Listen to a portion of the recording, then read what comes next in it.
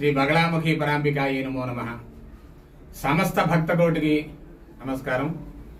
మరి ఈరోజు ధనుర్మాసంలో చివరి ఆదివారం.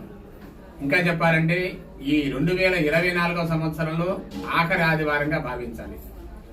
ధనుర్మాసంలో వైష్ణవ ఆలయాలలో అనేక రకాలుగా గోవింద స్మరణపూర్వకంగా తిరుపవై పాశురాలతో అనేక విశేష కార్యక్రమాలు జరుగుతుంటాయి.